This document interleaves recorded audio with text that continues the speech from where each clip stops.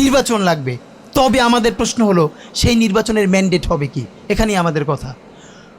কোনো ধরনের আপোষ ছাড়াই নতুন নির্বাচন হইতে হবে জুলাই সনদের ভিত্তিতে, এইটাই আমাদের কথা।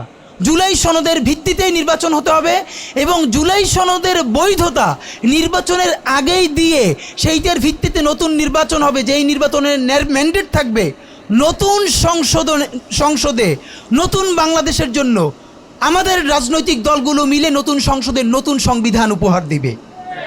যেই সংবিধান ৭২-এর বাকশালী সংবিধান, ফ্যাসিবাদী সংবিধান, যেই সংবিধানের কোনো ম্যান্ডেট ছিল না বাংলাদেশ রাষ্ট্রের সংবিধান করবার, কারণ তারা পাকিস্তান রাষ্ট্রের মধ্যে শপথ নিয়ে পাকিস্তান রাষ্ট্রের জন্য সংবিধান প্রণয়নের কথা বলেছিলেন, কিন্তু বাংলাদেশ রাষ্ট্রের কোনো ম্যান্ডেট তাদের কাছে ছিল না।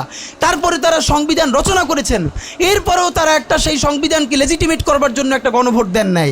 এরপরে যারা ৭৩-এর একটা ভোট চোরের নির্বাচন দিয়েছে, সেই ৭৩-এর নির্বাচনের ভোটের ইশতেহারের মধ্যেও তারা এই সংবিধানকে তারা লেজিটিমেসি দেন নাই, ইশতেহারে রাখেন নাই। সেই সংবিধানকে যুগের পরে যুগ আমরা বয়ে বেড়াবো, সেই দায়বদ্ধতা তো আমাদের নাই।